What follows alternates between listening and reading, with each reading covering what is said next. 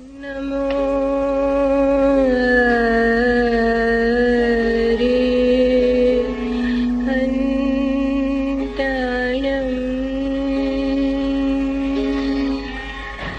नमो सिद्धाणं नमो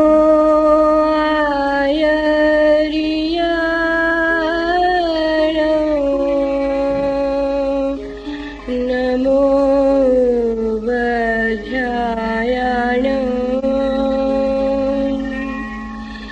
नमो लोये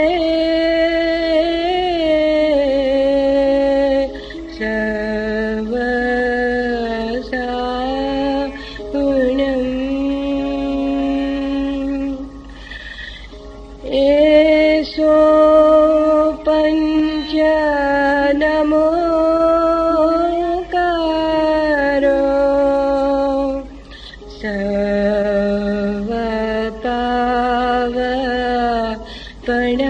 सर्वपावपणासनो मंगलानां च सर्वेषे पठमं हवै मंगलम्।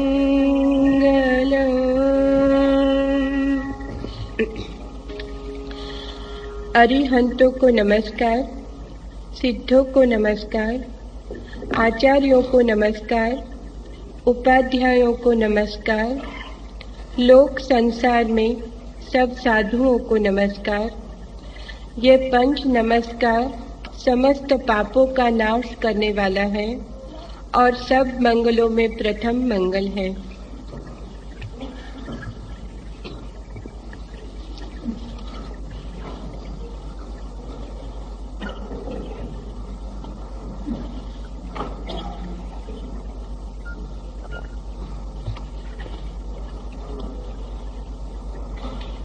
जैसे सुबह सूरज निकले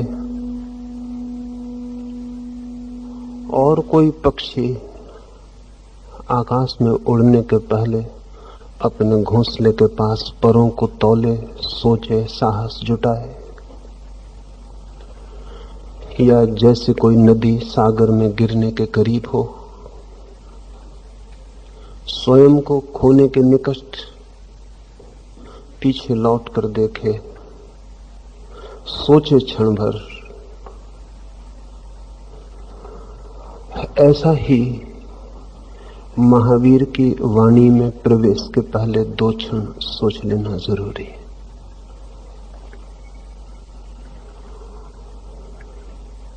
जैसे पर्वतों में हिमालय है या शिखरों में गौरी शंकर, वैसे ही व्यक्तियों में महावीर है। बड़ी है चढ़ाई,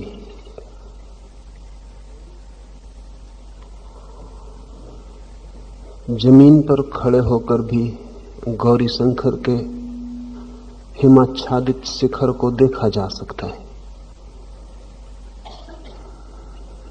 लेकिन जिन्हें चढ़ाई करनी हो और शिखर पर पहुंचकर ही शिखर को देखना हो, उन्हें बड़ी तैयारी की जरूरत है।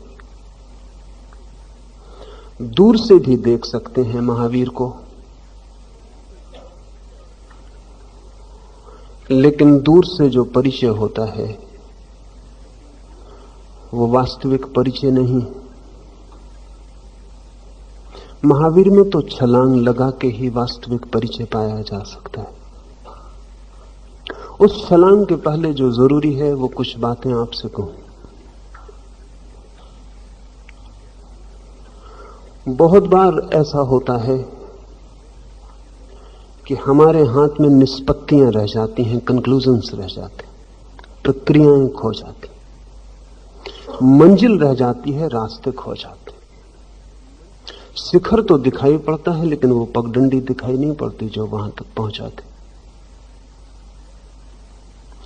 ऐसा ही ये नमोकार मंत्र भी है, ये निष्पत्ति है।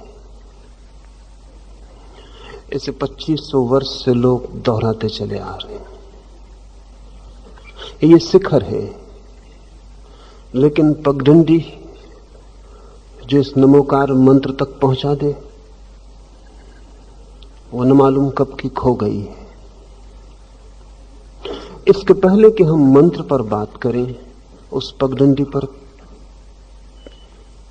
थोड़ा सा मार्ग साफ कर लेना उचित होगा, क्योंकि जब तक प्रक्रिया न दिखाई पड़े तब तक निष्पत्तियां व्यर्थ हैं, और जब तक मार्ग न दिखाई पड़े तब तक मंजिल बेबूझ होती, और जब तक सीढ़ियां न दिखाई पड़े तब तक दूर दिखते हुए शिखरों का कोई भी मूल्य नहीं, वे स्वप्नवत हो जाते। वे हैं भी या नहीं, इसका भी निर्णय नहीं किया जा सकता। कुछ 2-4 मार्गों से नमोकार के रास्ते को समझें। 1937 में तिब्बत और चीन के बीच बोकान पर्वत की एक गुफा में 716 पत्थर के रिकॉर्ड मिले, पत्थर के, और वे रिकॉर्ड हैं महावीर से 10,000 साल पुराने, यानी आज से कोई 12,500 साल पुराने। बड़े आश्चर्य के हैं, क्योंकि वे रिकॉर्ड ठीक वैसे ही जैसा ग्रामोफोन का रिकॉर्ड होता। ठीक उनके बीच में एक छेद है और पत्थर पर ग्रूव्स हैं, जैसे कि ग्रामोफोन के रिकॉर्ड पर होती। अब तक राज नहीं खोला जा सका है कि वे किस यंत्र पर बजाए जा सकेंगे, लेकिन एक बात तय हो गई है।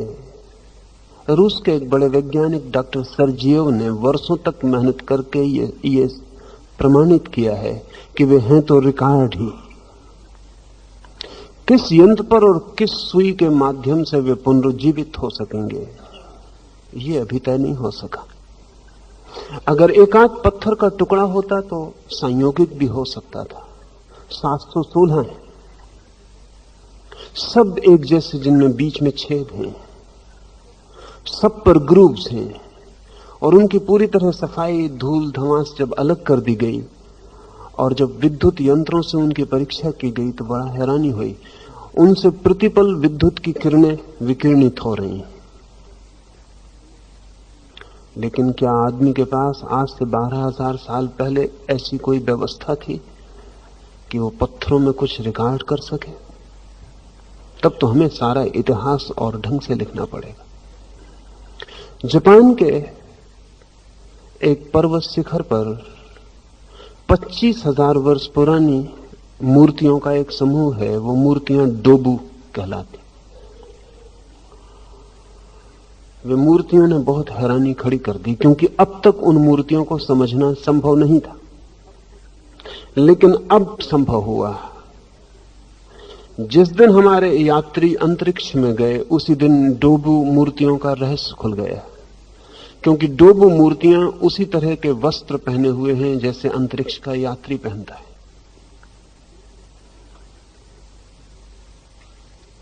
अंतरिक्ष में यात्रियों ने, रूसी या अमेरिकी एस्ट्रोनॉट्स ने जिन वस्त्रों का उपयोग किया है वे ही उन मूर्तियों के ऊपर है, पत्थर में खुदे हुए। वे मूर्तियां 25,000 साल पुरानी हैं,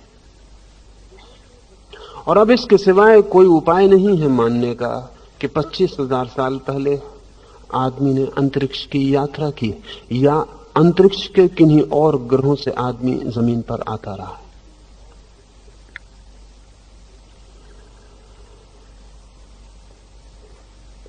आदमी जो आज जानता है वो पहली बार जान रहा है, ऐसी भूल में पड़ने का अब कोई कारण नहीं। आदमी बहुत बार जान लेता है और भूल जाता है। बहुत बार शिखर छू लिए गए हैं और खो गए। सभ्यताएं उठती हैं और आकाश को छूती हैं लहरों की तरह और विलीन हो जाती। जब भी कोई लहर आकाश को छूती है तो सोचती है उसके पहले किसी और लहर ने आकाश को नहीं छुआ होगा। महावीर एक बहुत बड़ी संस्कृति के अंतिम व्यक्ति हैं, जिस संस्कृति का विस्तार कम से कम 10 लाख वर्ष है। महावीर जैन विचार और परंपरा के अंतिम तीर्थंकर हैं। 24वें शिखर की लहर की आखिरी ऊंचाई, और महावीर के बाद वो लहर और वो सभ्यता और वो संस्कृति सब बिखर गई। आज उन सूत्रों को समझना इसीलिए कठिन है क्योंकि वो पूरा का पूरा मिल्यू, वो वातावरण जिसमें वे सूत्र सार्थक थे, आज कहीं भी नहीं है। ऐसा समझें कि कल तीसरा महायुद्ध हो जाए, सारी सभ्यता बिखर जाए, फिर भी लोगों के पास याददाश्त रह जाएगी कि लोग हवाई जहाजों में उड़ते थे। हवाई जहाज तो बिखर जाएंगे, याददाश्त रह जाएगी। वो याददाश्त हजारों साल तक चलेगी और बच्चे हंसेंगे। वो कहेंगे कि कहां है हवाई जहाज जिनकी तुम बात करते हो। ऐसा मालूम होता है कहानियां हैं, पुराण कथाएं हैं, मिथ।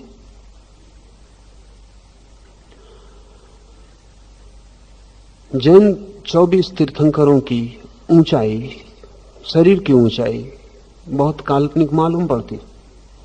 उसमें महावीर भर की ऊंचाई, आदमी की ऊंचाई, बाकी 23 तीर्थंकर बहुत ऊंचे। तो इतनी ऊंचाई नहीं हो सकती, ऐसा ही वैज्ञानिकों का अब तक ख्याल था, लेकिन अब नहीं, क्योंकि वैज्ञानिक कहते हैं जैसे जैसे जमीन सिकुड़ती गई है वैसे वैसे जमीन पर ग्रेविटेशन का, गुरुत्वाकर्षण भारी होता गया है, और जिस मात्रा में गुरुत्वाकर्षण भारी होता है लोगों की ऊंचाई कम होती चली जाती है। आपकी दीवार की छत पर छिपकली चलती है, आप कभी सोच नहीं सकते कि छिपकली आज से 10 लाख साल पहले हाथी से बड़ा जानवर थी। वो अकेली बची है, उसकी जाति के सारे जानवर खो गए। उतने बड़े जानवर अचानक क्यों खो गए? वैज्ञानिक कहते हैं कि जमीन के गुरुत्वाकर्षण में कोई राज छिपा हुआ मालूम पड़ता है। अगर गुरुत्वाकर्षण और सघन होता गया तो आदमी और छोटा होता चला जाए। अगर आदमी चांद पर रहने लगे तो आदमी की ऊंचाई चौगुनी हो जाएगी, क्योंकि चांद पर चौगुना कम है गुरुत्वाकर्षण पृथ्वी से। अगर हमने कोई और तारे और ग्रह खोज लिए जहां गुरुत्वाकर्षण और कम हो तो ऊंचाई और बड़ी हो जाएगी। इसलिए आज एकदम कथा कह देनी बहुत कठिन है। नमोकार को जैन परंपरा ने महामंत्र कहा है। पृथ्वी पर 10-5 ऐसे मंत्र हैं जो नमोकार की हैसियत के। असल में प्रत्येक धर्म के पास एक महामंत्र अनिवार्य है, क्योंकि उसके इर्द गिर्द ही उसकी सारी व्यवस्था, सारा भवन निर्मित होता है। ये महामंत्र करते क्या हैं, इनका प्रयोजन क्या है, इनसे क्या फलित हो सकता है? आज साउंड इलेक्ट्रॉनिक्स, ध्वनि विज्ञान बहुत से नए तथ्यों के करीब पहुंच रहा है। उसमें एक तथ्य यह है कि इस जगत में पैदा की गई कोई भी ध्वनि कभी भी नष्ट नहीं होती।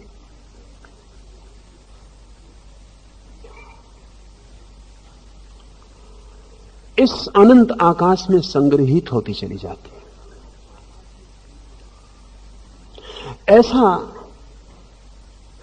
समझें कि जैसे आकाश भी रिकॉर्ड करता है, आकाश पर भी किसी सूक्ष्म तल पर ग्रूव्स बन जाते। इस पर रूस में इधर 15 वर्षों में बहुत काम हुआ।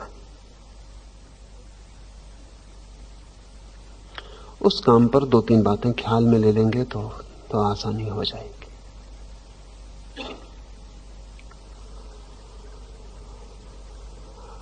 अगर एक सद्भाव से भरा हुआ व्यक्ति, मंगल कामना से भरा हुआ व्यक्ति आंख बंद करके अपने हाथ में जल से भरी हुई एक मटकी ले ले और कुछ क्षण सद्भावों से भरा हुआ उस जल की मटकी को हाथ में लिए रहे।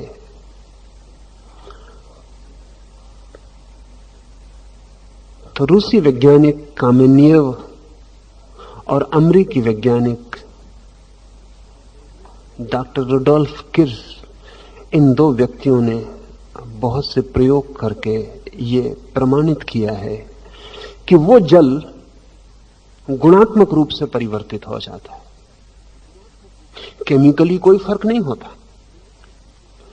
उस भले भावनाओं से भरे हुए, मंगल आकांक्षाओं से भरे हुए व्यक्ति के हाथ में जल का स्पर्श जल में कोई केमिकल, कोई रासायनिक परिवर्तन नहीं करता, लेकिन उस जल में फिर भी कोई गुणात्मक परिवर्तन हो जाता है। और वो जल अगर बीजों पर छिड़का जाए तो वे जल्दी अंकुरित होते हैं, साधारण जल की बजाय। उनमें बड़े फूल आते हैं, बड़े फल लगते हैं, वे पौधे ज्यादा स्वस्थ होते हैं साधारण जल की बजाय। कामेनियव ने साधारण जल भी उन्हीं बीजों पर वैसी ही भूमि में छिड़का है, और ये विशेष जल भी। और रुग्ण, विक्षिप्त, निगेटिव इमोशन से भरे हुए व्यक्ति, निषेधात्मक भाव से भरे हुए व्यक्ति, हत्या का विचार करने वाले, दूसरे को नुकसान पहुंचाने का विचार करने वाले, अमंगल की भावनाओं से भरे हुए व्यक्ति के हाथ में दिया गया जल भी बीजों पर छिड़का है। या तो वे बीज अंकुरित ही नहीं होते, या अंकुरित होते हैं तो रुग्ण अंकुरित होते। 15 वर्ष, हजारों प्रयोग के बाद ये निष्पत्ति ली जा सकी कि जल में, अब तक हम सोचते थे केमिस्ट्री ही सब कुछ है, लेकिन केमिकली तो कोई फर्क नहीं होता, रासायनिक रूप से तीनों जलों में कोई फर्क नहीं होता। फिर भी कोई फर्क होता है। वो फर्क क्या है? और वो फर्क जल में कहां से प्रवेश करता है? निश्चित ही वो फर्क, अब तक जो भी हमारे पास उपकरण हैं उनसे नहीं जांचा जा सकता, लेकिन वो फर्क होता है, ये परिणाम से सिद्ध होता है। क्योंकि तीनों जलों का आत्मिक रूप बदल जाता है, केमिकल रूप तो नहीं बदलता, लेकिन तीनों जलों की आत्मा में कुछ रूपांतरण हो जाता है। अगर जल में ये रूपांतरण हो सकता है तो हमारे चारों ओर फैले हुए आकाश में भी हो सकता है। मंत्र की प्राथमिक आधारशिला यही है। मंगल भावनाओं से भरा हुआ मंत्र हमारे चारों ओर के आकाश में गुणात्मक अंतर पैदा करता, क्वालिटेटिव ट्रांसफॉर्मेशन करता है।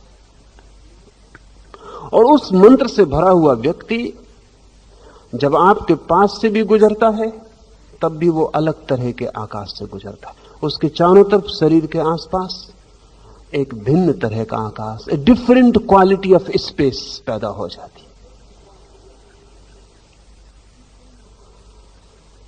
एक दूसरे रूसी वैज्ञानिक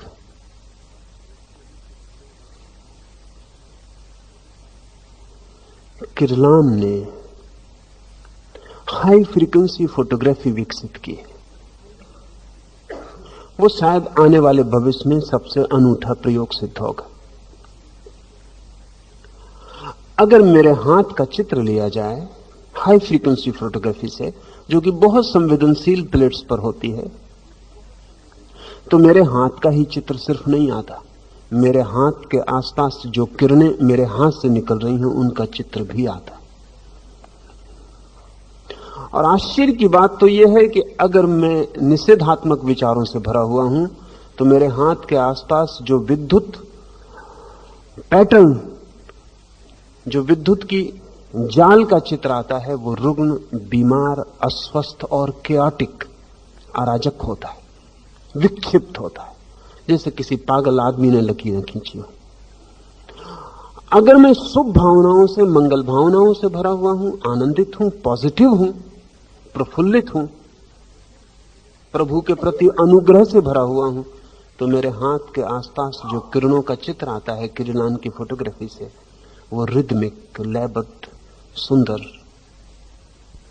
सिमेट्रिकल, सानुपातिक और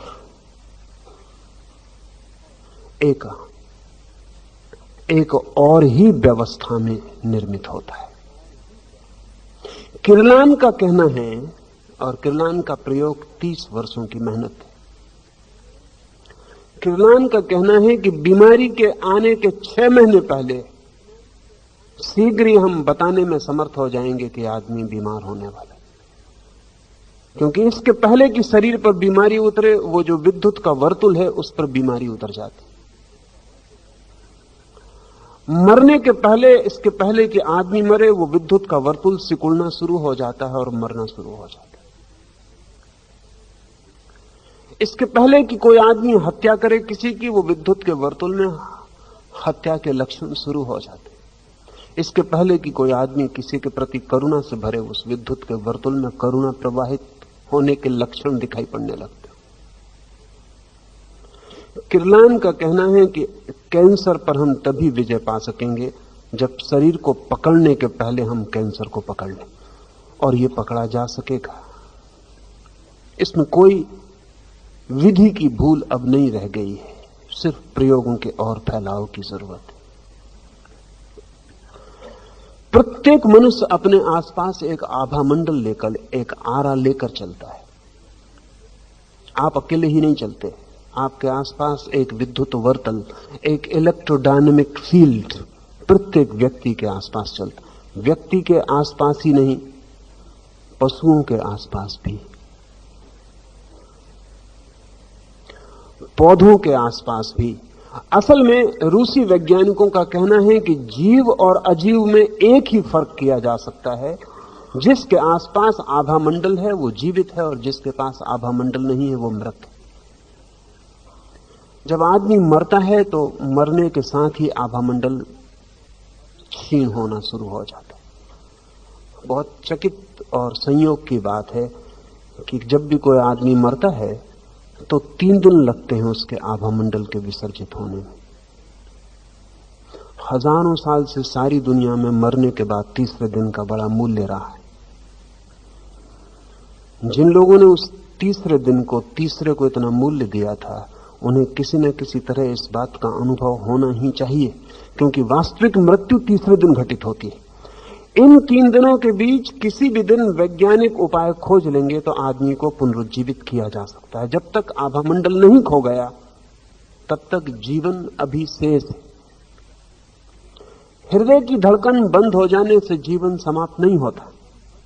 इसलिए पिछले महायुद्ध में रूस में 6 व्यक्तियों को हृदय की धड़कन बंद हो जाने के बाद पुनरुज्जीवित किया जा सका।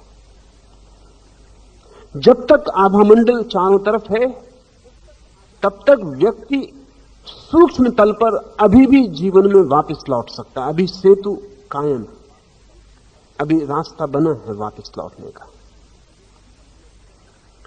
जो व्यक्ति जितना जीवंत होता है उसके आसपास उतना बड़ा आभामंडल होता। हम महावीर की मूर्ति के आसपास अगर एक आभामंडल निर्मित करते हैं, या कृष्ण या राम या क्राइस्ट के आसपास, तो वो सिर्फ कल्पना नहीं, वो आभामंडल देखा जा सकता है। और अब तक तो केवल वे ही देख सकते थे जिनके पास थोड़ी गहरी और सूक्ष्म दृष्टि हो, मिस्टिक्स, संत। लेकिन 1930 में एक अंग्रेज वैज्ञानिक ने अब तो केमिकल, रासायनिक प्रक्रिया निर्मित कर दी है जिससे प्रत्येक व्यक्ति, कोई भी, उस माध्यम से, उस यंत्र के माध्यम से दूसरे के आभामंडल को देख सकता है। आप सब यहां बैठे हैं, प्रत्येक व्यक्ति का अपना निजी आभामंडल है। जैसे आपके अंगूठे की छाप निजी है, वैसे ही आपका आभामंडल भी निजी है। और आपका आभामंडल आपके संबंध में वो सब कुछ कहता है जो आप भी नहीं जानते। आपका आभामंडल आपके संबंध में वे बातें भी कहता है जो भविष्य में घटित होंगी। आपका आभामंडल वे बातें भी कहता है जो अभी आपके गहन अचेतन में निर्मित हो रही हैं, बीज की भांति कल खिलेंगी और प्रकट होंगी। मंत्र आभामंडल को बदलने की आमूल प्रक्रिया है। आपके आसपास की स्पेस और आपके आसपास का इलेक्ट्रोडायनेमिक फील्ड बदलने की प्रक्रिया है। और प्रत्येक धर्म के पास एक महामंत्र है। जैन परंपरा के पास नमोकार है। आश्चर्यजनक घोषणा। ऐसो पंच नमक्कारो सव्य पावक प्रनाशनो, सब पाप का नाश कर दे, ऐसा महामंत्र है नमोकार। ठीक नहीं लगता। नमोकार से कैसे पाप नष्ट हो जाएगा? नमोकार से सीधा पाप नष्ट नहीं होता, लेकिन नमोकार से आपके आसपास का इलेक्ट्रोडायनेमिक फील्ड रूपांतरित होता है और पाप करना असंभव हो जाता है। क्योंकि पाप करने के लिए आपके पास एक खास तरह का आभा मंडल चाहिए। अगर इस मंत्र को सीधा ही सुनेंगे तो लगेगा कैसे हो सकता है? एक चोर ये मंत्र पढ़ लेगा तो क्या होगा? एक हत्यारा ये मंत्र पढ़ लेगा तो क्या होगा? कैसे पाप नष्ट हो जाएगा? पाप नष्ट होता है इसलिए कि आप पाप करते हैं, उसके पहले आपके पास एक विशेष तरह का पाप का आभा मंडल चाहिए। उसके बिना आप पाप नहीं कर सकते। वो आभा मंडल अगर रूपांतरित हो जाए तो असंभव हो जाएगी, पाप करना असंभव हो जाएगा। नमोकार कैसे उस आभा मंडल को बदलता होगा? ये नमस्कार है, ये नमन का भाव है। नमन का अर्थ है समर्पण। ये शाब्दिक नहीं है। ये नमो अरिहंताणम, ये अरिहंतों को नमस्कार करता हूं, ये शाब्दिक नहीं है, ये शब्द नहीं है, ये भाव है। अगर प्राणों में ये भाव सघन हो जाए कि अरिहंतों को नमस्कार करता हूं, तो इसका अर्थ क्या होता है?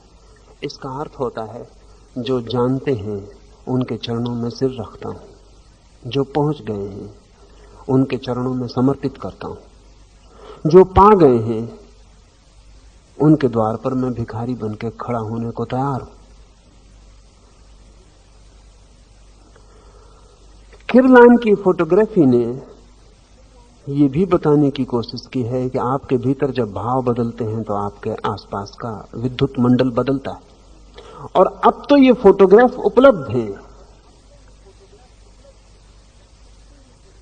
अगर आप अपने भीतर विचार कर रहे हैं चोरी करने का, तो आपका आभा मंडल और तरह का हो जाता है, उदास, रुग्ण, खूनी रंगों से भर जाता है। आप किसी को गिर गए को उठाने जा रहे हैं, आपके आभा मंडल के रंग तत्काल बदल जाते हैं। रूस में एक महिला है नेल्या मिखालोवा। इस महिला ने पिछले 15 वर्षों में रूस में आमूल क्रांति खड़ी कर दी। और ये जान के हैरानी होगी कि मैं रूस के इन वैज्ञानिकों के नाम क्यों ले रहा हूं। कुछ कारण है। आज से 40 साल पहले अमेरिका के एक बहुत बड़े प्रोफेट एडगर कायसी ने, जिसको अमेरिका का स्लीपिंग प्रोफेट कहा जाता है, जो कि सो जाता था गहरी तंद्रा में, जिसे हम समाधि कहें, और उसमें वो जो भविष्यवाणियां करता था वो अब तक सभी सही निकली। उसने थोड़ी भविष्यवाणियां नहीं की, 10,000 भविष्यवाणियां की। उसकी एक भविष्यवाणी 40 साल पहले की यह है, उस वक्त तो सब लोग हैरान हुए थे। उसने ये भविष्यवाणी की थी कि आज से 40 साल बाद धर्म का एक नवीन वैज्ञानिक आविर्भाव रूस से प्रारंभ होगा। रूस से। और एडगर कायसी 40 साल पहले कहे, जबकि रूस में तो धर्म नष्ट किया जा रहा था, चर्च गिराए जा रहे थे, मंदिर हटाए जा रहे थे, पादरी पुरोहित साइबेरिया भेजे जा रहे थे।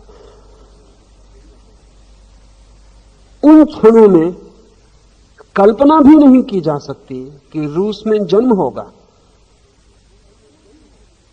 रूस अकेली भूमि थी उस समय जमीन पर जहां धर्म पहली दफा व्यवस्थित रूप से नष्ट किया जा रहा था, जहां पहली दफा नास्तिकों के हाथ में सत्ता थी पूरे मनुष्य जाति के इतिहास में, जहां पहली बार नास्तिकों ने एक संगठित प्रयास किया था। आस्तिकों के संगठित प्रयास तो होते रहे, और कायसी की ये घोषणा कि 40 साल बाद रूस से ही जन्म होगा। असल में जैसे ही रूस पर नास्तिकता अति आग्रहपूर्ण हो गई, तो जीवन का एक नियम है कि जीवन एक तरह का संतुलन निर्मित करता है। जिस देश में बड़े नास्तिक पैदा होने बंद हो जाते हैं, उस देश में बड़े आस्तिक भी पैदा होने बंद हो जाते हैं। जीवन एक संतुलन है। और जब रूस में इतनी प्रगाढ़ नास्तिकता थी, तो अंडरग्राउंड छुपे मार्गों से आस्तिकता ने पुनः आविष्कार करना शुरू कर दिया। स्टालिन के मरने तक सारी खोजबीन छुप के चलती थी। स्टालिन के मरने के बाद वो खोजबीन प्रकट हो गई। स्टालिन खुद भी बहुत हैरान था, वो मैं बात आपसे करूंगा। ये माइखलोवा 15 वर्ष से रूस में सर्वाधिक महत्वपूर्ण व्यक्तित्व है, क्योंकि माइखलोवा सिर्फ ध्यान से किसी भी वस्तु को गतिमान कर पाती, हाथ से नहीं, शरीर की किसी प्रयोग से नहीं। वहां दूर 6 फीट दूर रखी हुई कोई भी चीज माइखलोवा सिर्फ उस पर एकाग्रचित्त होकर उसे गति या तो अपने पास खींच पाती है, वस्तु चलना शुरू कर देती, या अपने से दूर हटा पाती है, या मैग्नेटिक नीडल लगी हो तो उसे घुमा पाती, या घड़ी हो तो उसके कांटे को तेजी से चक्कर दे पाती, या घड़ी हो तो बंद कर पाती। सैकड़ों प्रयोग। लेकिन एक बहुत हैरानी की बात है कि अगर माइखलोवा प्रयोग कर रही हो और आसपास संदेहशील लोग हों तो उसे 5 घंटे लग जाते, तब वो हिला पाती। अगर आसपास मित्र हो, सहानुभूतिपूर्ण हो, तो वो आधा घंटे में हिला पाती। अगर आसपास श्रद्धा से भरे हुए लोग हों तो 5 मिनट में। और एक मजे की बात है कि जब उसे 5 घंटे लगते हैं किसी वस्तु को हिलाने में, तो उसका कोई 10 पाउंड वजन कम हो जाता है। जब उसे आधा घंटा लगता है तो कोई 3 पाउंड वजन कम होता है, और जब 5 मिनट लगते हैं तो उसका कोई वजन कम नहीं होता। ये 15 सालों के बड़े वैज्ञानिक प्रयोग किए गए हैं। 2 नोबेल प्राइज विनर वैज्ञानिक डॉक्टर वसीलिएव और कामिनिएव और 40 और चोटी के वैज्ञानिकों ने हजारों प्रयोग करके इस बात की घोषणा की है कि माइखलोवा जो कर रही है वो तथ्य।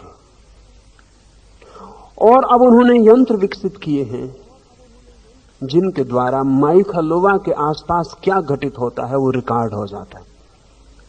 3 बातें रिकॉर्ड होती। एक तो जैसे ही माइखलोवा ध्यान एकाग्र करती है, उसके आसपास का आभा मंडल सिकुड़कर एक धारा में बहने लगता है, जिस वस्तु के ऊपर वो ध्यान करती है, जैसे लेसर रे की तरह, एक विद्युत की किरण की तरह संग्रहित हो जाता है। और उसके चारों तरफ किरलान की फोटोग्राफी से जैसे कि समुद्र में लहरें उठती हैं, ऐसा उसका आभा मंडल तरंगित होने लगता है, और वो तरंगें चारों तरफ फैलने लगती हैं। उन्हीं तरंगों के धक्के से वस्तुएं हटती हैं या पास खींची जाती हैं। सिर्फ भाव मात्र, उसका भाव की वस्तु मेरे पास आ जाए, वस्तु पास आ जाती है, उसका भाव की दूर हट जाए, वस्तु दूर चली जाती। इससे भी हैरानी की बात जो तीसरी है वो ये कि रूसी वैज्ञानिकों का ख्याल है कि ये जो एनर्जी, ये चारों तरफ जो ऊर्जा फैलती है, इसे संग्रहित किया जा सकता है, इसे यंत्रों में संग्रहित किया जा सकता है। निश्चित ही जब एनर्जी है तो संग्रहित की जा सकती है, कोई भी ऊर्जा संग्रहित की जा सकती है। और इस प्राण ऊर्जा का, जिसको योग प्राण कहता है, ये ऊर्जा अगर यंत्रों में संग्रहित हो जाए तो उस समय जो मूल भाव था व्यक्ति का, वो गुण उस संग्रहित शक्ति में भी बना रहता है। जैसे माइखलोवा अगर किसी वस्तु को अपने पास खींच रही है, उस समय उसके शरीर से जो ऊर्जा गिर रही है, जिसमें उसका कि 3 पाउंड या 10 पाउंड वजन कम हो जाएगा, वो ऊर्जा संग्रहित की जा सकती है। ऐसे रिसेप्टिव यंत्र तैयार किए हैं कि वो ऊर्जा उन यंत्रों में प्रविष्ट हो जाती और संग्रहित हो जाती। फिर यदि उस यंत्र को इस कमरे में रख दिया जाए और आप कमरे के भीतर आए तो वो यंत्र आपको अपनी तरफ खींचेगा, आपका मन होगा उसके पास जाए। यंत्र के, आदमी वहां नहीं। और अगर माई खलोवा किसी वस्तु को दूर हटा रही थी और शक्ति संग्रहित की है तो आप इस कमरे में आएंगे और तत्काल बाहर भागने का मन होगा। क्या भाव शक्ति में इस भांति प्रविष्ट हो जाते हैं? मंत्र की यही मूल आधारशिला है। शब्द में, विचार में, तरंग में भाव संग्रहित और समाविष्ट हो जाते। जब कोई व्यक्ति कहता है नमो अरिहंताणम, मैं उन सबको जिन्होंने जीता और जाना अपने को, उनकी शरण में छोड़ता हूं, तब उसका अहंकार तत्काल विगलित होता है। और जिन जिन लोगों ने इस जगत में अरिहंतों की शरण में अपने को छोड़ा है, उस महाधारा में उसकी शक्ति सम्मिलित होती।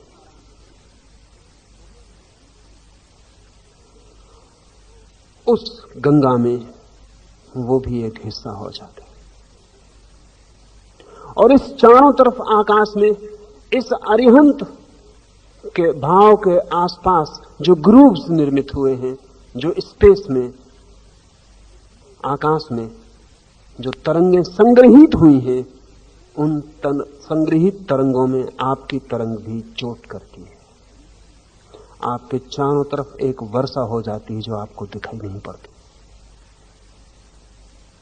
आपके चारों ओर एक और दिव्यता का, भगवत्ता का लोक निर्मित हो जाता है। इस लोक के साथ, इस भावलोक के साथ आप दूसरे तरह के व्यक्ति हो जाते। महामंत्र स्वयं के आसपास के आकाश को, स्वयं के आसपास के आभामंडल को बदलने की कीमिया है। और अगर कोई व्यक्ति दिन रात जब भी उसे स्मरण मिले तभी नमोकार में डूबता रहे, तो वो व्यक्ति दूसरा ही व्यक्ति हो जाएगा। वो वही व्यक्ति नहीं रह सकता जो वो था। 5 नमस्कार हैं। अरिहंत को नमस्कार। अरिहंत का अर्थ होता है जिसके सारे शत्रु विनष्ट हो गए,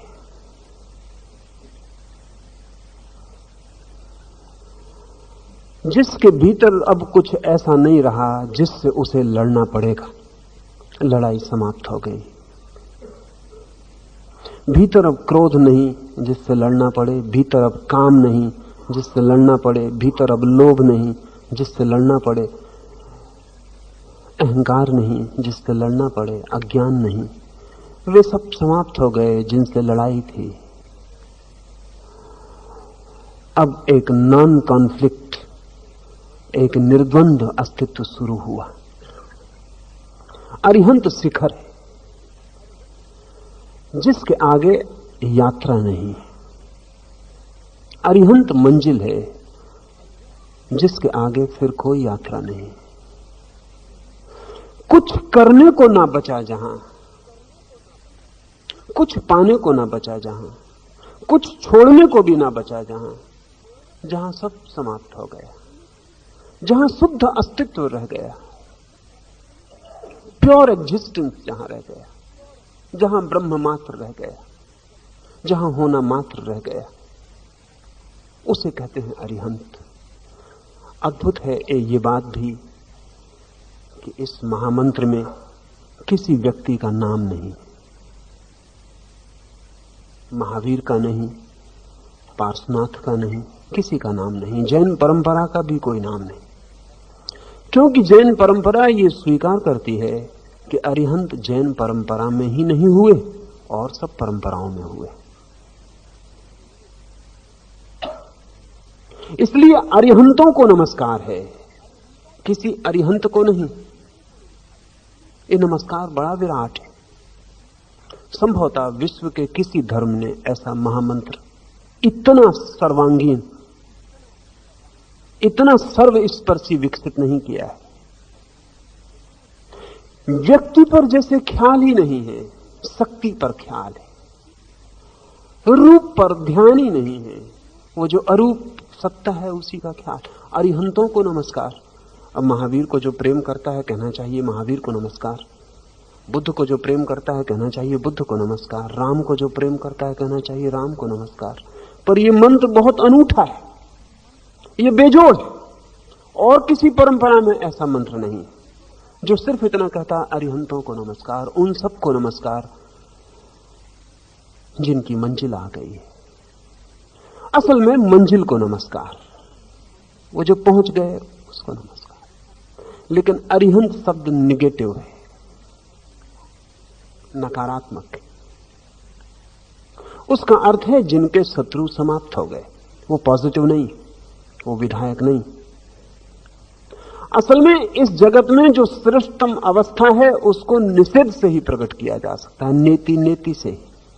उसको विधायक शब्द नहीं दिया जा सकता। उसके कारण है सभी विधायक शब्दों में सीमा आ जाती है, निषेध में सीमा नहीं होती। अगर मैं कहता हूं ऐसा है तो एक सीमा निर्मित होती है, अगर मैं कहता हूं ऐसा नहीं है तो कोई सीमा निर्मित नहीं की कोई सीमा नहीं है कि तो सीमा है, तो है तो बड़ा छोटा शब्द है, नहीं है बहुत विराट है। इसलिए परम शिखर पर रखा है अरिहंत को। सिर्फ इतना ही कहा है कि जिनके शत्रु समाप्त हो गए, जिनके अंतर्द्वंद विलीन हो गए, नकारात्मक, जिनमें लोभ नहीं, मोह नहीं, काम नहीं। क्या है ये नहीं कहा, क्या नहीं है जिनमें वो कहा। इसलिए अरिहंत बहुत वायवीय, बहुत एब्स्ट्रैक्ट शब्द है और शायद पकड़ में ना आए, इसलिए ठीक दूसरे शब्द में पॉजिटिव का उपयोग किया है, नमो सिद्धानम। सिद्ध का अर्थ होता है वे जिन्होंने पा लिया, अरिहंत का अर्थ होता है वे जिन्होंने कुछ छोड़ दिया। सिद्ध बहुत पॉजिटिव शब्द है, सिद्धि, उपलब्धि, अचीवमेंट, जिन्होंने पा लिया। लेकिन ध्यान रहे उनको ऊपर रखा है जिन्होंने खो दिया, उनको नंबर 2 पर रखा है जिन्होंने पा लिया। क्यों? सिद्ध अरिहंत से छोटा नहीं होता, सिद्ध वहीं पहुंचता है जहां अरिहंत पहुंचता है। लेकिन भाषा में पॉजिटिव नंबर 2 पर रखा जाएगा, नहीं, शून्य प्रथम है, होना द्वितीय है। इसलिए सिद्ध को दूसरे स्थल पर रखा।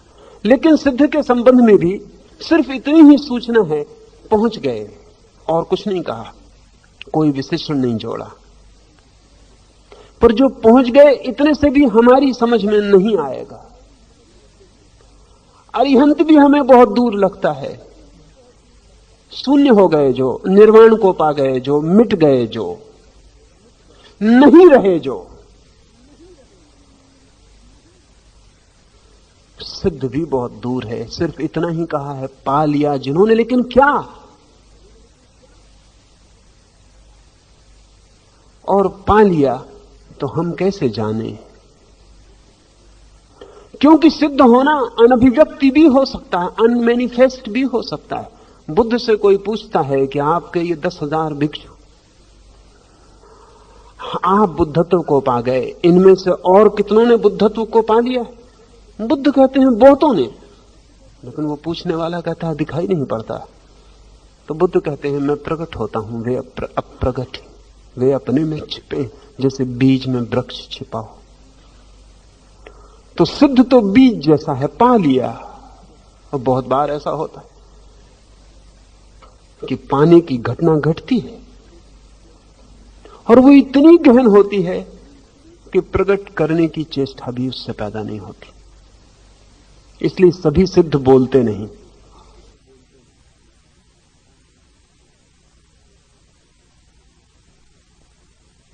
सभी अरिहंत बोलते नहीं।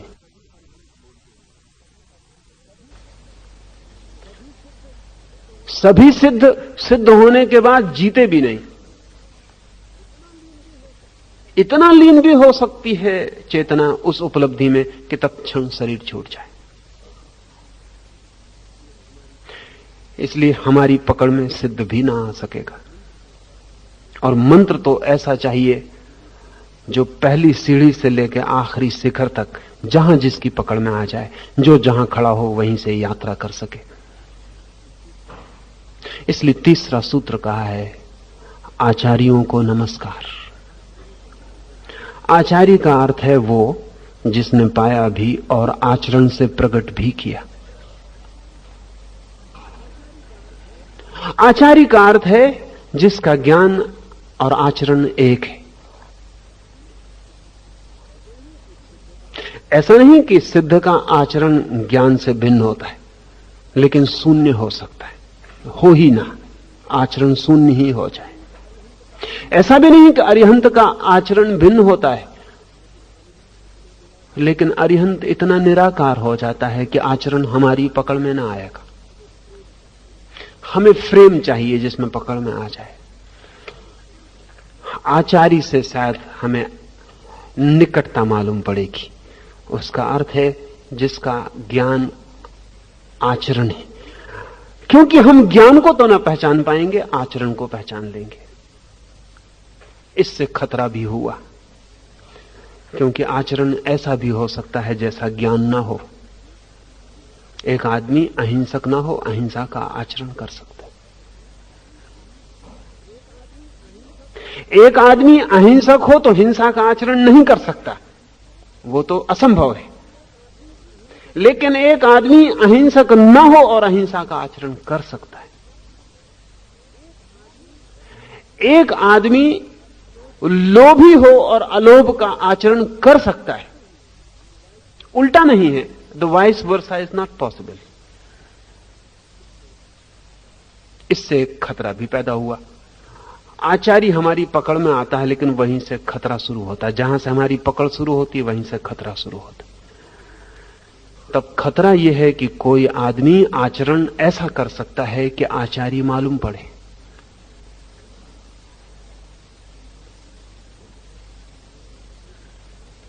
तो मजबूरी है हमारी, जहां से सीमाएं बनती शुरू होती हैं वहीं से हमें दिखाई पड़ता है, और जहां से हमें दिखाई पड़ता है वहीं से हमारे अंधे होने का डर है। पर मंत्र का प्रयोजन यही है कि हम उनको नमस्कार करते हैं जिनका ज्ञान, उनका आचरण है। यहां भी कोई विशेषण नहीं है। वे कौन, वे कोई भी हों। एक ईसाई फकीर जापान गया था और जापान के एक ज़ेन भिक्षु से मिलने गया।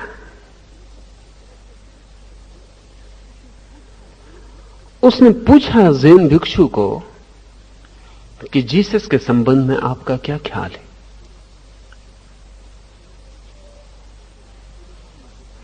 उस भिक्षु ने कहा, मुझे जीसस का कुछ भी पता नहीं,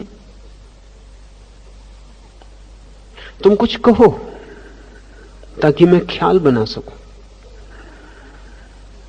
तो उसने कहा कि जीसस ने कहा है जो तुम्हारे गाल पर एक चांटा मारे तुम दूसरा गाल उसके सामने कर देना। तो उस ज़ेन फकीर ने कहा, आचार्य को नमस्कार।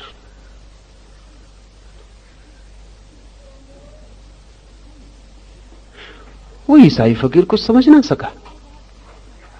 उसने कहा, जीसस ने कहा है कि जो अपने को मिटा देगा वही पाएगा। उस ज़ेन फकीर ने कहा, सिद्ध को नमस्कार। वो कुछ समझ ना सका। उसने कहा, आप क्या कह रहे हैं। उस ईसाई फकीर ने कहा कि जीसस ने अपने को सूली पर मिटा दिया, वे शून्य हो गए, मृत्यु को उन्होंने चुपचाप स्वीकार कर लिया, वे निराकार में खो गए। उस ज़ेन फकीर ने कहा, अरिहंत को नमस्कार। आचरण और ज्ञान एक हैं जहां, उसे हम आचार्य कहते हैं। वो सिद्ध भी हो सकता, वो अरिहंत भी हो सकता, लेकिन हमारी पकड़ में वो आचरण से आता है। पर जरूरी नहीं, क्योंकि आचरण बड़ी सूक्ष्म बात है और हम बड़ी स्थूल बुद्धि के लोग हैं। आचरण बड़ी सूक्ष्म बात है, तय करना कठिन है। कि जो आचरण है, अब जैसे कि महावीर का नग्न खड़ा हो जाना, निश्चित ही लोगों को अच्छा नहीं लगा। गांव-गांव से महावीर को खदेड़ कर भगाया गया, गांव-गांव महावीर पर पत्थर फेंके गए। हम ही लोग थे, हम ही सब ये करते रहे, ऐसा मत सोचना कोई और। महावीर की नग्नता लोगों को भारी पड़ी, क्योंकि लोगों ने कहा ये तो आचरणहीनता है। ये कैसा आचरण? आचरण बड़ा सूक्ष्म है। अब महावीर का नग्न हो जाना इतना निर्दोष आचरण है जिसका कोई हिसाब लगाना कठिन। हिम्मत अद्भुत है।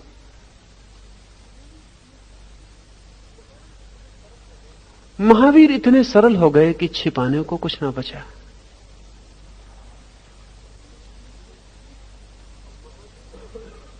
और महावीर को इस चमड़ी और हड्डी की देह का बोध मिट गया, और वो जो जिसको रूसी वैज्ञानिक इलेक्ट्रोमैग्नेटिक फील्ड कहते हैं, उस प्राण शरीर का बोध इतना सघन हो गया कि उस पर तो कोई कपड़े डाले नहीं जा सकते। कपड़े गिर गए। और ऐसा भी नहीं कि महावीर ने कपड़े छोड़े, कपड़े गिर गए। एक दिन गुजरते हैं, एक राह से चादर उलझ गई है एक झाड़ी में, तो झाड़ी के फूल ना गिर जाएं, पत्ते ना टूट जाएं, कांटों को चोट ना लग जाए, तो आधी चादर फाड़ के वहीं छोड़ दी। फिर आधी रह गई शरीर पर, फिर वह भी गिर गई। वो कब गिर गई उसका महावीर को पता न चला। लोगों को पता चला कि महावीर नग्न खड़े। आचरण सहना मुश्किल हो गया। आचरण के रास्ते सूक्ष्म हैं, बहुत कठिन है, और हम सबके आचरण के संबंध में बंधे बंधाए ख्याल है। ऐसा करो, और जो ऐसा करने को राजी हो जाते हैं वे करीब करीब मुर्दा लोग हैं। जो आपकी मान के आचरण कर लेते हैं उन मुर्दों को आप काफी पूजा देते हैं। इसमें कहा है आचार्यों को नमस्कार। आप आचरण तय नहीं करेंगे, उनका ज्ञान ही उनका आचरण तय करेगा। और ज्ञान परम स्वतंत्रता है। जो व्यक्ति आचार्य को नमस्कार कर रहा है वो ये भाव कर रहा है कि मैं नहीं जानता क्या है ज्ञान, क्या है आचरण, लेकिन जिनका भी आचरण उनके ज्ञान से उपजता और बहता है उनको मैं नमस्कार करता हूं। अभी भी बात सूक्ष्म है, इसलिए चौथे चरण में उपाध्यायों को नमस्कार। उपाध्याय का अर्थ है आचरण ही नहीं, उपदेश भी। उपाध्याय का अर्थ है ज्ञान ही नहीं, आचरण ही नहीं, उपदेश भी। वे जो जानते हैं, जानकर वैसा जीते हैं, और जैसा वे जीते हैं और जानते हैं वैसा बताते भी हैं। उपाध्याय का अर्थ है वो जो बताता भी है। क्योंकि हम मौन से ना समझ पाए। आचार्य मौन हो सकता है, वो मान सकता है कि आचरण काफी है, और अगर तुम्हें आचरण दिखाई नहीं पड़ता तो तुम जानो।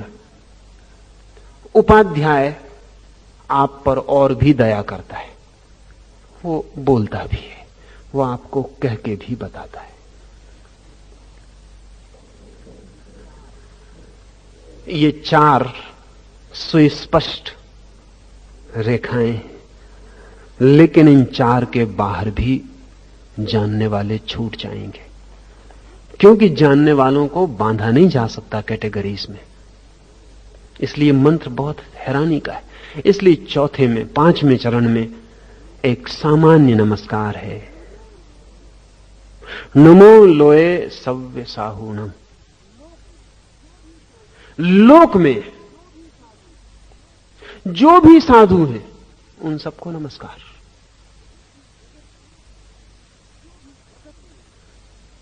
जगत में जो भी साधु हैं उन सबको नमस्कार।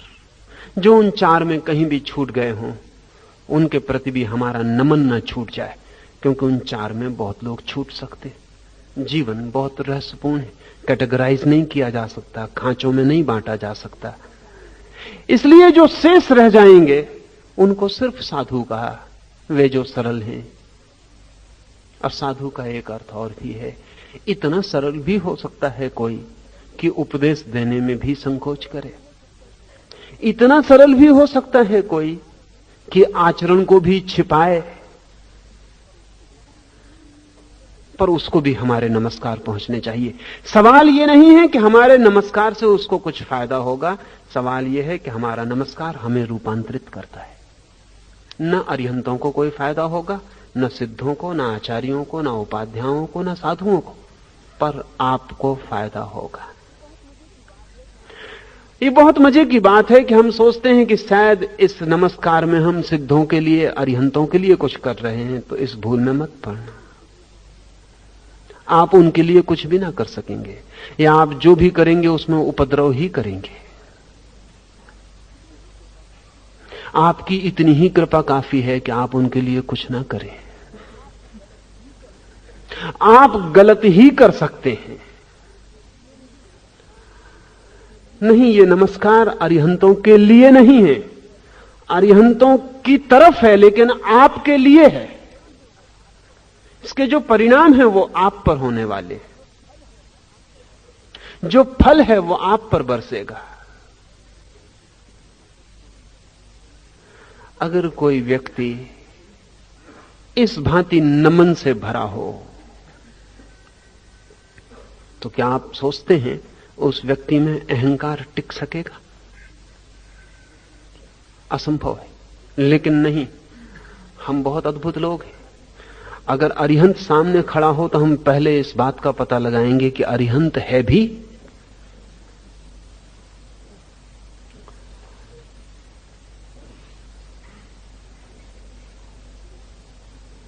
महावीर के आसपास भी लोग यही पता लगाते लगाते जीवन नष्ट किए।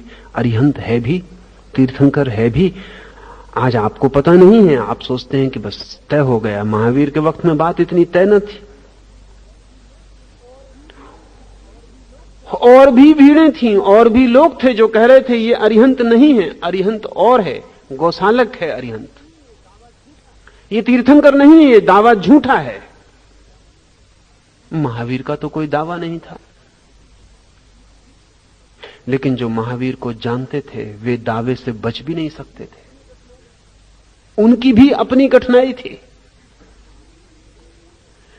पर महावीर के समय पूरे चारों ओर यही विवाद था। लोग आके जांच करने आते कि महावीर अरिहंत हैं या नहीं, वे तीर्थंकर हैं या नहीं, वे भगवान हैं या नहीं। बड़ी आश्चर्य की बात है, आप जांच भी कर लेंगे और सिद्ध भी हो जाएगा कि महावीर भगवान नहीं है, आपको क्या मिलेगा?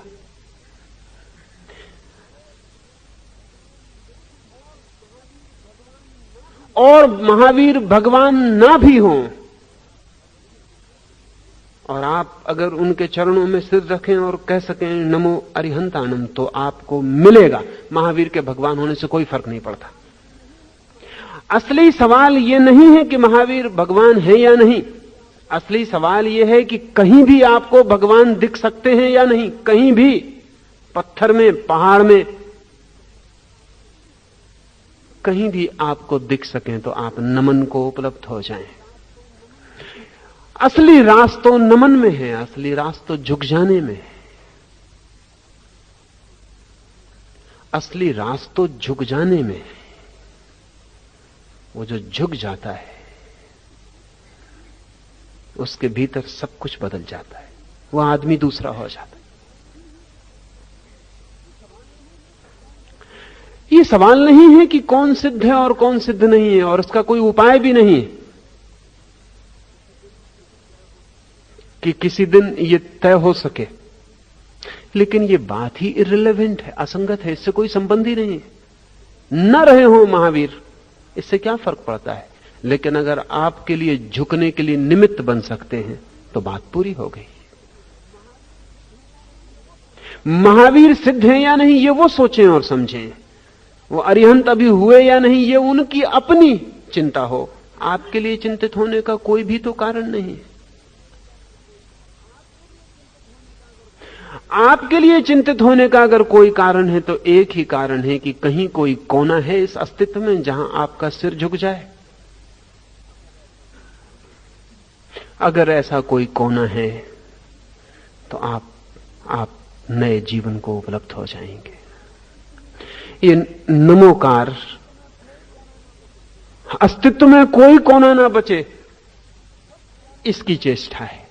सब कोने जहां जहां सिर झुकाया जा सके, अज्ञात, अनजान, अपरिचित, पता नहीं कौन साधु है इसलिए नाम नहीं लिए, पता नहीं कौन अरिहंत है, पर इस जगत में जहां अज्ञानी है वहां ज्ञानी भी है, क्योंकि जहां अंधेरा है वहां प्रकाश भी है, जहां रात सांझ होती है वहां सुबह भी होती है, जहां सूरज अस्त होता है वहां सूरज उगता भी है। यह अस्तित्व द्वंद की व्यवस्था है। तो जहां इतना सघन अज्ञान है वहां इतना ही सघन ज्ञान भी होगा ही। ये श्रद्धा है, और इस श्रद्धा से भरकर जो ये 5 नमन कर पाता है वो एक दिन कह पाता है कि निश्चय ही मंगल में है ये सूत्र, इससे सारे पाप विनष्ट हो जाते हैं।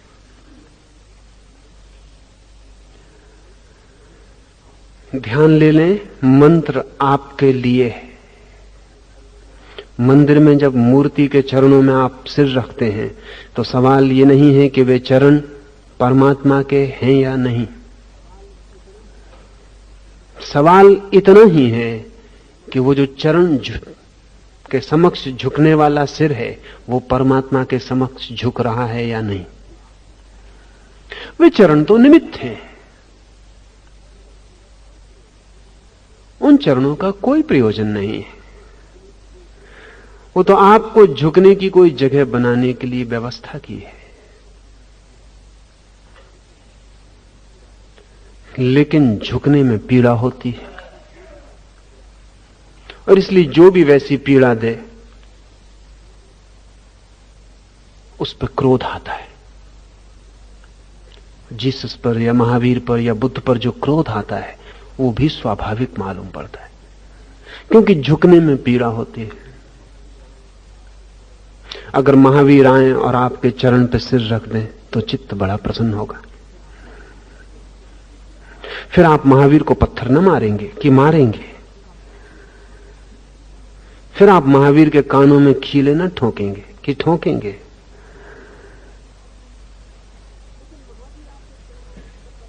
लेकिन महावीर आपके चरणों में सिर रख दें तो आपको कोई लाभ नहीं होता, नुकसान होता है। आपकी अकड़ और गहन हो जाएगी।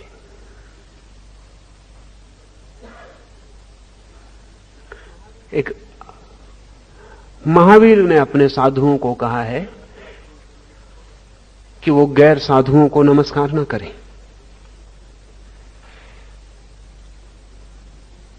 बड़ी अजीब सी बात है।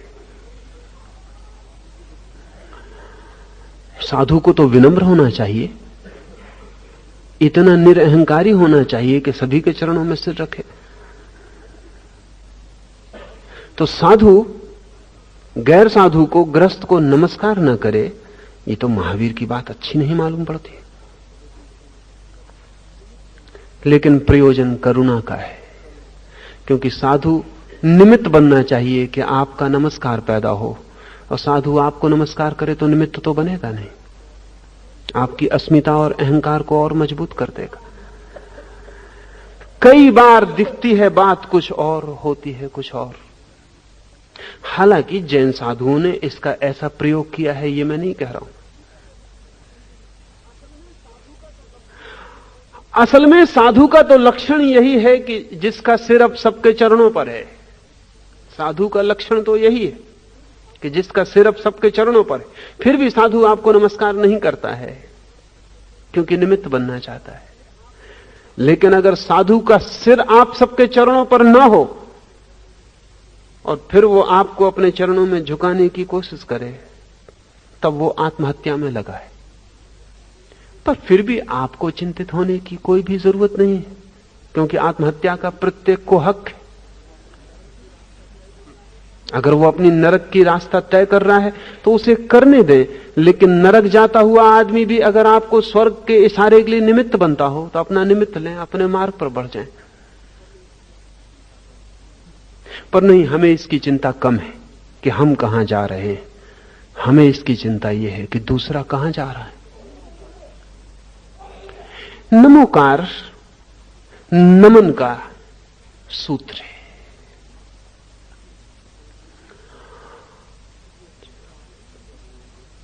ये 5 चरणों में समस्त जगत में जिन्होंने भी कुछ पाया है, जिन्होंने भी कुछ जाना है, जिन्होंने भी कुछ जिया है, जो जीवन के अंतरतम गुह रहस्य से परिचित हुए हैं, जिन्होंने मृत्यु पर विजय पाई है, जिन्होंने शरीर के पार कुछ पहचाना है, उन सब के प्रति समय और क्षेत्र दोनों में लोक 2 अर्थ रखता है। लोक का अर्थ विस्तार में जो हैं वे, स्पेस में, आकाश में जो आज हैं वे, लेकिन जो कल थे वे भी और जो कल होंगे वे भी। लोक सव्यलोए, सर्वलोक में सव्यसाहूनम, समस्त साधुओं को समय के अंतराल में पीछे कभी जो हुए हों वे, भविष्य में जो होंगे वे, आज जो हैं वे, समय या क्षेत्र में कहीं भी जब भी कहीं कोई ज्योति ज्ञान की जली हो, उस सब के लिए नमस्कार। इस नमस्कार के साथ ही आप तैयार होंगे। फिर महावीर की वाणी को समझना आसान होगा। इस नमन के बाद ही, इस झुकने के बाद ही आपकी झोली फैलेगी और महावीर की संपदा उसमें गिर सकती है। नमन है रिसेप्टिविटी, ग्राहकता। जैसे ही आप नमन करते हैं वैसे ही आपका हृदय खुलता है और आप भीतर किसी को प्रवेश देने के लिए तैयार हो जाते, क्योंकि जिसके चरणों में आपने सिर रखा उसको आप भीतर आने में बाधा न डालेंगे, निमंत्रण देंगे। जिसके प्रति आपने श्रद्धा प्रकट की उसके लिए आप का द्वार, आपका घर खुला हो जाएगा। वो आपके घर आपका हिस्सा होकर जी सकता है, लेकिन ट्रस्ट नहीं है, भरोसा नहीं है, तो नमन असंभव है। और नमन असंभव है तो समझ असंभव है। नमन के साथ ही अंडरस्टैंडिंग है, नमन के साथ ही समझ का जन्म है। इस ग्राहकता के संबंध में एक आखिरी बात और आपसे कहूं। मास्को यूनिवर्सिटी में 1966 तक एक अद्भुत व्यक्ति था, डॉक्टर वासिलिएव। वो ग्राहकता पर प्रयोग कर रहा था। माइंड की रिसेप्टिविटी, मन की ग्राहकता कितनी हो सकती है। करीब करीब ऐसा हाल है जैसे कि एक बड़ा भवन हो और हमने उसमें एक छोटा सा छेद कर रखा हो और उसी छेद से हम बाहर के जगत को देखते हैं। यह भी हो सकता है कि भवन की सारी दीवारें गिरा दी जाएं और हम खुले आकाश के नीचे समस्त रूप से ग्रहण करने वाले हो जाएं। वासिलिएव ने एक बहुत हैरानी का प्रयोग किया और पहली दफा। उस तरह के बहुत से प्रयोग पूरब में, विशेषकर भारत में, और सर्वाधिक विशेषकर महावीर ने किए थे, लेकिन उनका डायमेंशन, उनका आयाम अलग था। महावीर ने जाति स्मरण के प्रयोग किए थे कि प्रत्येक व्यक्ति को आगे अगर ठीक यात्रा करनी हो तो उसे अपने पिछले जन्मों को स्मरण और याद कर लेना चाहिए। उसको पिछले जन्म याद आ जाएं, स्मरण आ जाएं, तो आगे की यात्रा आसान हो जाएगी। लेकिन वसीलियव ने एक और अनूठा प्रयोग किया। उस प्रयोग को वे कहते हैं आर्टिफिशियल री इनकारनेशन। आर्टिफिशियल री इनकारनेशन, कृत्रिम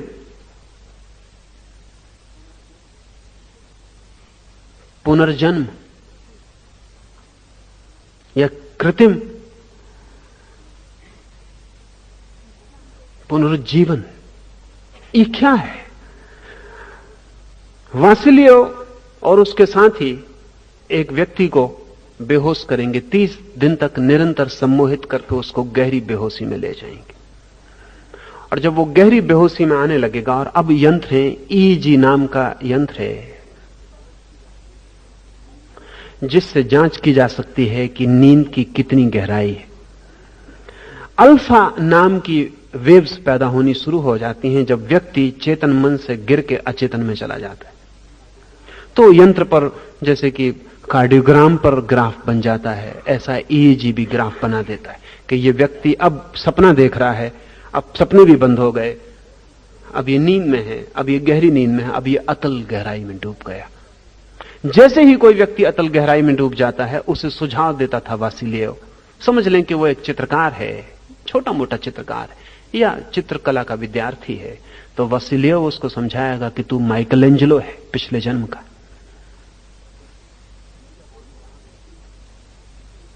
या वान गाग है, या कवि है तो वो समझाएगा कि तू शेक्सपियर है या कोई और 30 दिन तक निरंतर गहरी अल्फा वेव्स की हालत में उसको सुझाव दिया जाएगा कि वो कोई और है पिछले जन्म का। 30 दिन में उसका चित्त इसको ग्रहण कर लेगा। 30 दिन के बाद बड़ी हैरानी के अनुभव हुए कि वो व्यक्ति जो साधारण सा चित्रकार था, जब उसे भीतर भरोसा हो गया कि मैं माइकलएंजेलो है, वो विशेष चित्रकार हो गया तत्काल। वो साधारण सा तुकबंद था, जब उसे भरोसा हो गया कि मैं शेक्सपियर हूं, तो शेक्सपियर की हैसियत की कविताएं उस व्यक्ति से पैदा होने लगी। हुआ क्या? वासिलियव तो कहता था ये आर्टिफिशियल रीइंकार्नेशन है। वासिलियव कहता था कि हमारा चित्त तो बहुत बड़ी चीज है, छोटी सी खिड़की खुली है जो हमने अपने को समझ रखा है कि हम ये हैं, उतनी खुला है, उसी को मान के हम जीते हैं। अगर हमें भरोसा दिया जाए कि हम और बड़े हैं तो खिड़की बड़ी हो जाती, हमारी चेतना उतना काम करने लगती।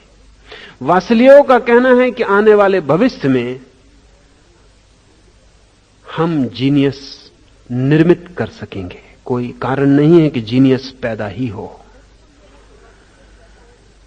सच तो यह है कि वासिलियव कहता है कि 100 में से कम 90 बच्चे प्रतिभा की, जीनियस की क्षमता लेकर पैदा होते हैं, हम उनकी खिड़की छोटी कर देते हैं। मां बाप, स्कूल, शिक्षक सब मिलजुल के उनकी खिड़की छोटी करते जाते। 20-25 साल तक हम एक साधारण आदमी खड़ा कर देते जो कि क्षमता बड़ी लेकर आया था, लेकिन हम उसका द्वार छोटा करते जाते हैं, छोटा करते जाते हैं। वासिलियव कहता है सभी बच्चे जीनियस की तरह पैदा होते हैं, कुछ जो हमारी तरकीबों से बच जाते हैं वो जीनियस बच जाते हैं, बाकी नष्ट हो जाते हैं। पर वासिलियव का कहना है असली सूत्र है रिसेप्टिविटी।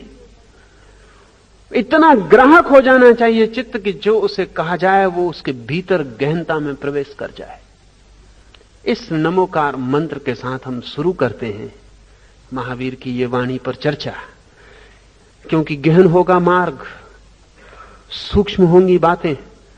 अगर आप ग्राहक हैं, नमन से भरे, श्रद्धा से भरे, तो आपके उस अतल गहराई में बिना किसी यंत्र की सहायता के, यह भी यंत्र है इस अर्थ में नमोकार, बिना किसी यंत्र की सहायता के आप में अल्फा वेव्स पैदा हो जाती हैं। जब कोई श्रद्धा से भरता है तो अल्फा वेव्स पैदा हो जाती हैं। आप हैरान होंगे जान के कि गहन सम्मोहन में, गहरी निद्रा में, ध्यान में या श्रद्धा में, ईईजी की जो मशीन है वो एक सा ग्राफ बनाती है। श्रद्धा से भरा हुआ चित्त उसी शांति की अवस्था में होता है जिस शांति की अवस्था में गहन ध्यान में होता है, या उसी शांति की अवस्था में होता है जैसा गहन निद्रा में होता है, या उसी शांति की अवस्था में होता है जैसा कि कभी भी आप जब बहुत रिलैक्स्ड और बहुत शांत होते हैं। जिस व्यक्ति पर वासिलियव काम करता था वो है निकोलिएव नाम का युवक, जिस पर उसने वर्षों काम किया। निकोलिएव को 2000 मील दूर से भी भेजे गए विचारों को पकड़ने की क्षमता आ गई है। सैकड़ों प्रयोग किए गए हैं जिसमें वो 2000 मील दूर तक के विचारों को पकड़ पाता है। उससे जब पूछा जाता है कि उसकी तरकीब क्या है, तो वो कहता है तरकीब यह है कि मैं आधा घंटा पूर्ण रिलैक्स शिथिल होकर पड़ जाता हूं और एक्टिविटी सब छोड़ देता हूं, भीतर सब सक्रियता छोड़ देता हूं, पैसिव हो जाता हूं,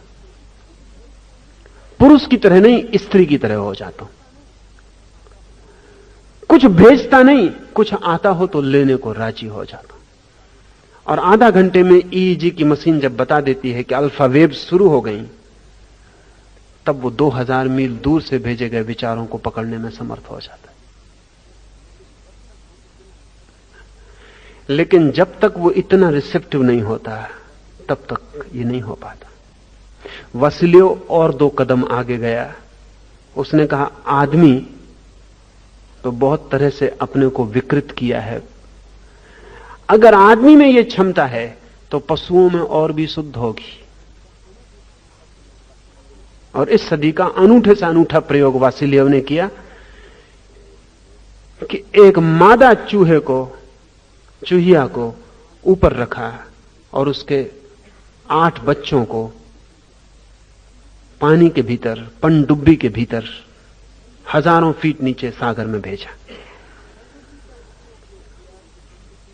पनडुब्बी का इसलिए उपयोग किया कि पनडुब्बी पानी के भीतर से कोई रेडियो वेव्स बाहर नहीं आती, न बाहर से भीतर जाती। अब तक जानी गई जितनी वेव्स वैज्ञानिकों को पता है, जितनी तरंगें, वो कोई भी पानी के भीतर इतनी गहराई तक प्रवेश नहीं करती। एक गहराई के बाद सूर्य की किरण भी पानी में प्रवेश नहीं करती। तो उस गहराई के नीचे पनडुब्बी को भेज दिया गया और इस चूहा की खोपड़ी पर सब तरफ इलेक्ट्रोड्स लगा के ईईजी से जोड़ दिए गए, मशीन से जो चूहिया के मस्तिष्क में जो वेव्स चलती हैं उनको रिकॉर्ड करेगी।